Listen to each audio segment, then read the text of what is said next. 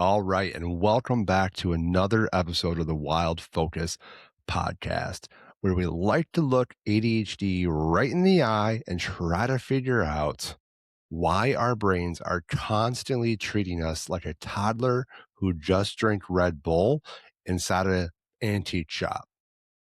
I'm your host, and today we need to have a real, raw, and probably slightly uncomfortable conversation. But before we do that, if you haven't yet, please subscribe to the podcast wherever you're listening to this. Follow the show and myself on all social media. You can follow us on YouTube as well.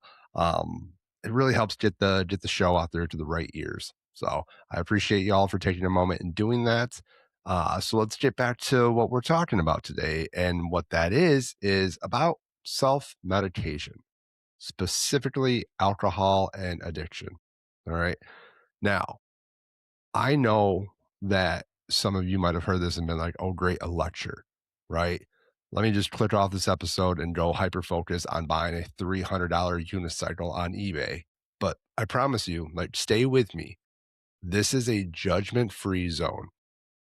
I'm not your mom, I'm not your doctor, and I'm definitely not a saint. What I am, though, is someone who wants to try to help you understand the actual and literal chemistry happening inside your brain. Since I was diagnosed, I have spent so much time researching ADHD, attending webinars, having conversations with experts, and reading every article that I can find to help me understand my own symptoms and live the best life that I possibly can while building my own systems that will work for me. And let's be honest, the relationship between an ADHD brain and a bottle of alcohol is toxic. It's like texting your ex at 2 a.m.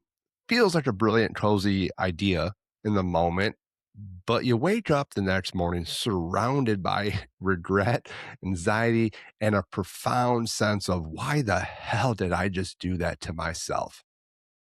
So today, we're going to dive deep into the science of why we are biologically wired to chase substances, how a few drinks completely wreck our struggling ADHD executive function, and most importantly, the absolute ruthless sabotage that alcohol inflicts on our sleep. So grab the fidget toys, start pacing around that kitchen, do whatever you need to, because if you have ADHD and struggle with addiction, there is a reason for it. So let's talk about it. This is Wild Focus.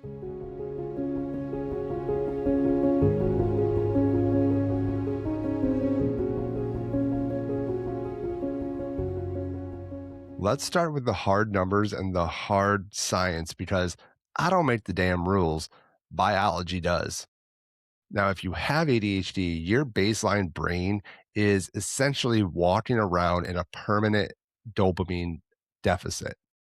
We know neurotypical brains get a steady, nice little drip, drip, drip of dopamine every day from doing everyday tasks. They check an item off of a to-do list, drip. They clean the kitchen. God damn it, there's another drip for them. Our brains, our dopamine system, though, is a broken faucet. We get absolutely nothing from ordinary tasks, which leaves us starving for a chemical hit.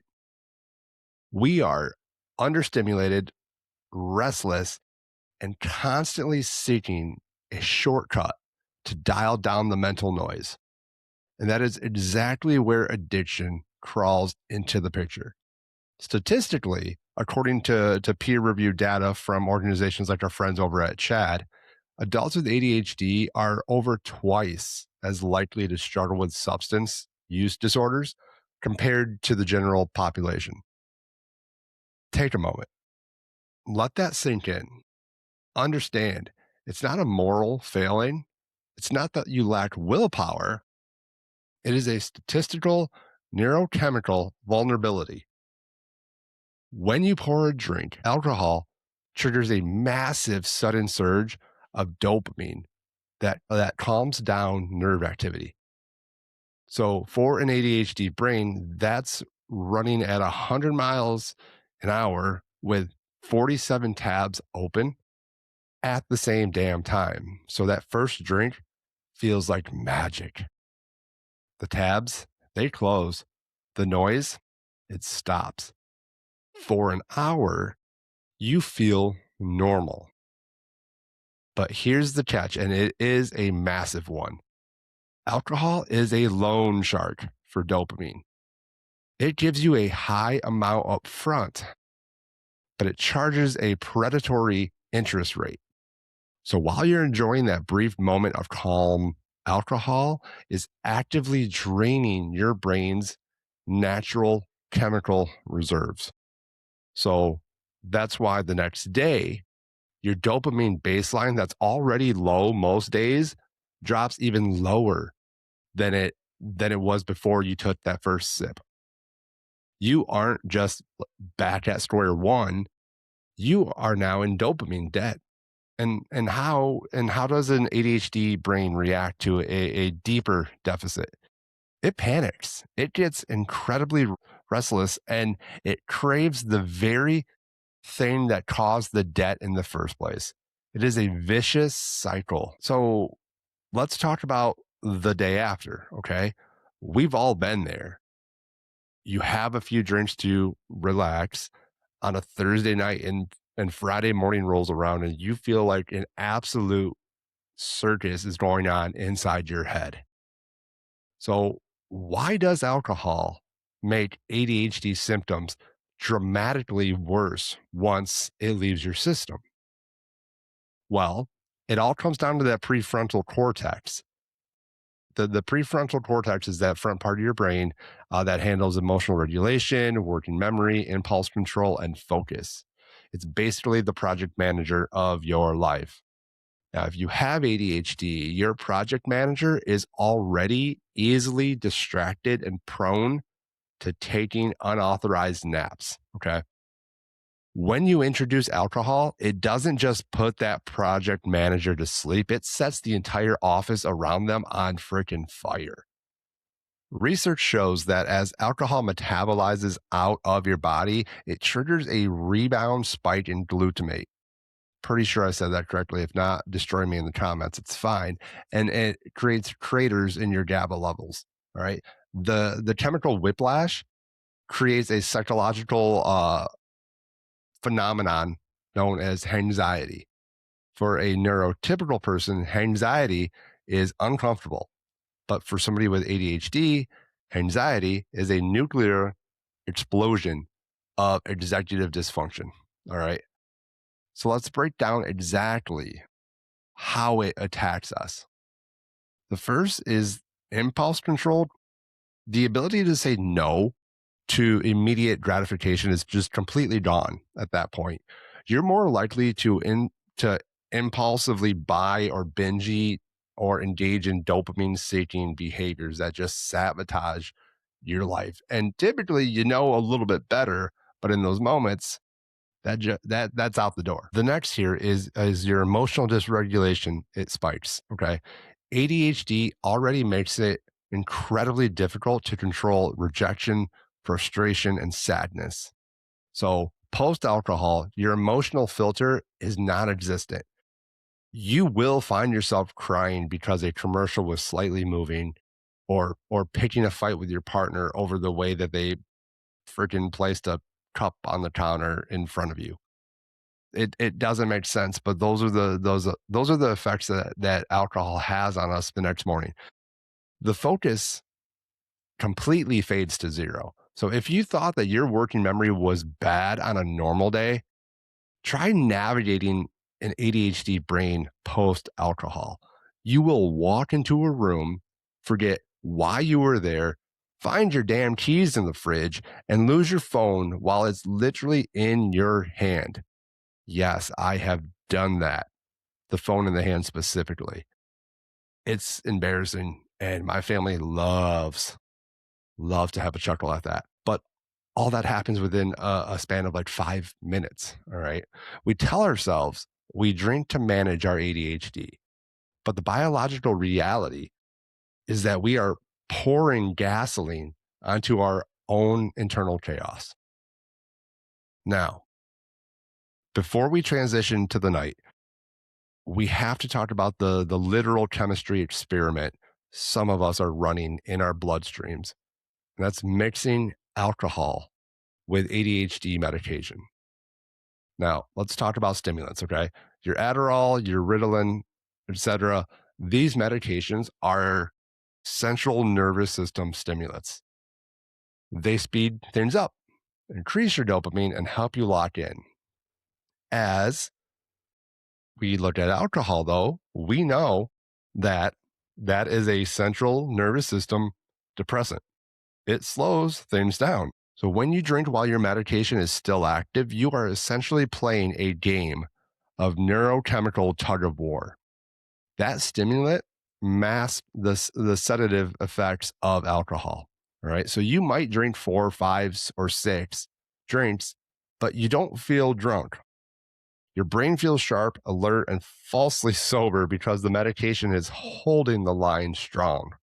You think, wow, look at me. I am freaking superhuman tonight, and my tolerance level is through the roof. But spoiler alert, you don't have that power. Your liver and your blood alcohol concentration do not care about your focus medication. Okay. Because you can't feel the alcohol hitting you. Your natural internal off switch is completely disabled at that point. That leads to drinking way past your actual biological limit. But here's the real kicker. All right.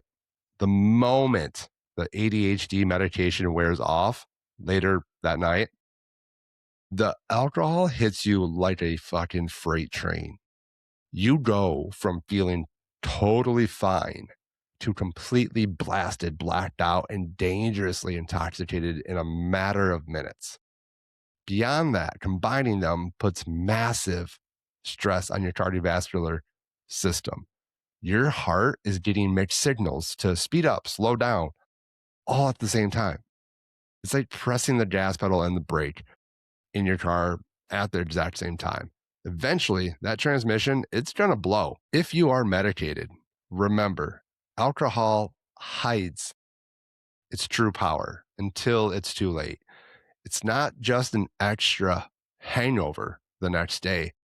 It's a serious health hazard, and I do not want to see anybody have anything bad happen to them because of that. So please, if you are taking medication for your ADHD, please be extremely responsible when it comes to any alcohol that you may consume.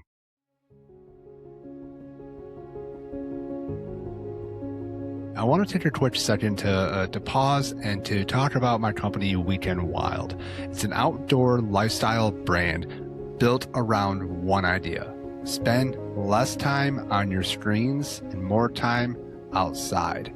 If you head over to weekendwildmi.com, you can check out all the gear that we have. And if you use the code WILDFOCUS15, you can get 15% off your entire purchase. Now, this is the part that really means a lot to me. 10% of all sales goes to supporting the DNR Stepping Stones program, which is a nonprofit that is dedicated to helping individuals and families gain access to the outdoors. So if you want to support the podcast along with the DNR Stepping Stones program, please go to weekendwildmi.com today and use that code WILDFOCUS15. All right, so let's get back to the absolute biggest culprit of the night: sleep. I know so many people in our community who have a nightcap, a beer, a glass of wine, a cocktail, and sometimes even marijuana. And they use it as a sleep aid. And look, logistically, kind of makes sense on paper. You drink, your brain slows down. You pass out quickly. You think, wow, brilliant. I cured my ADHD insomnia. Psych. Scientifically, you didn't actually sleep. You just sedated yourself. And there is a massive life-altering difference between sedation and restorative sleep. So let's take a peek under the hood of what this is actually doing to your sleep. Okay. So our brains need to go through distinct cycles of light sleep, deep sleep, and REM. They do this to repair themselves.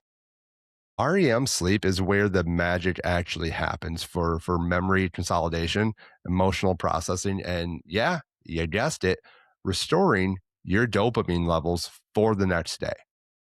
So when alcohol is in your system, it completely butchers your REM sleep.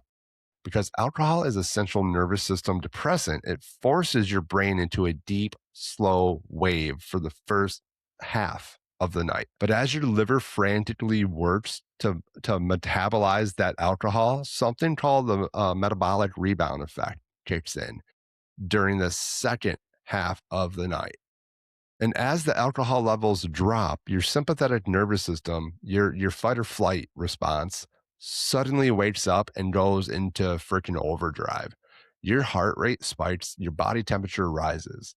Your brain gets jerked out of deep, healing sleep and pushed into the state of highly fragmented, shallow sleep. You might not even realize you're waking up, but your brain is micro arousing dozens of times every single hour. This is why you can sleep for 8 or 9 hours after drinking and still wake up feeling like you were dragged behind a car. You got zero quality REM sleep. Now, I will say that some people with ADHD can't even sleep for those 8 or 9 hours after drinking. I do not sleep well at all after I've drank. I'm waking up every hour constantly hot, sweaty, just my mind is racing. I wake up thinking more about stupid things that set me in a panic than I do on a normal day. I started realizing this about a year or two ago, even before being diagnosed. So I had just stopped drinking for the most part a while ago.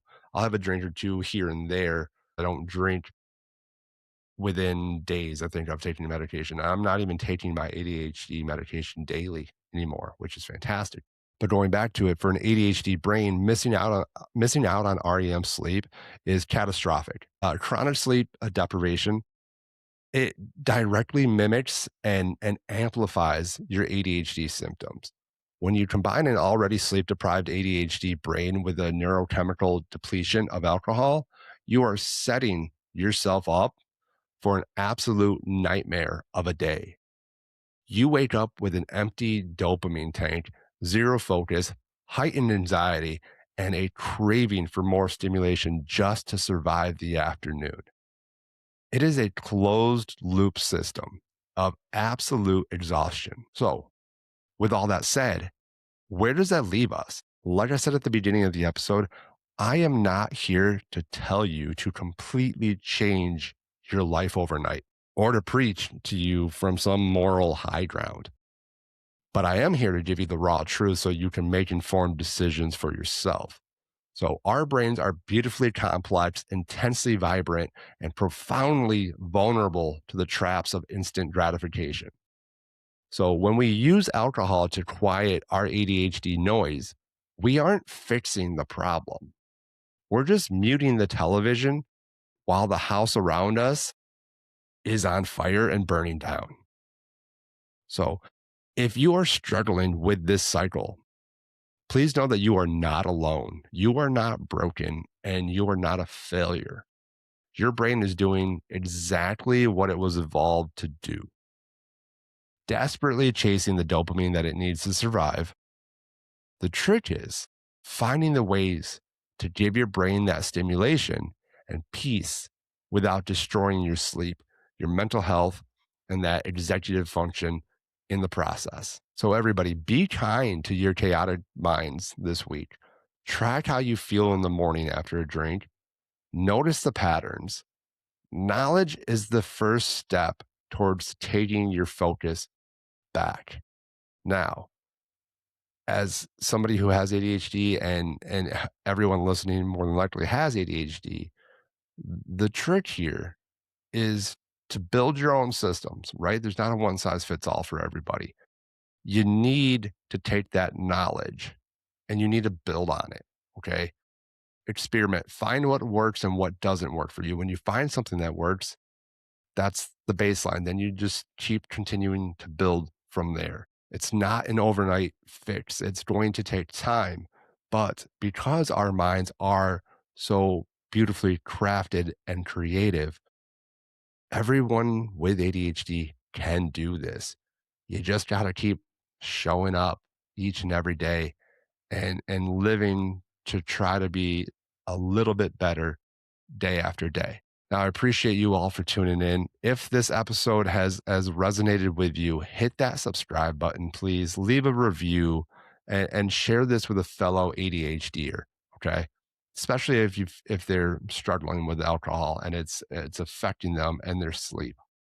So again, I appreciate you all for tuning in. Get outside, let nature kind of help regulate your systems, and stop buying random unicycles on the internet at 2 a.m. All right. I appreciate you all. This is Wild Focus.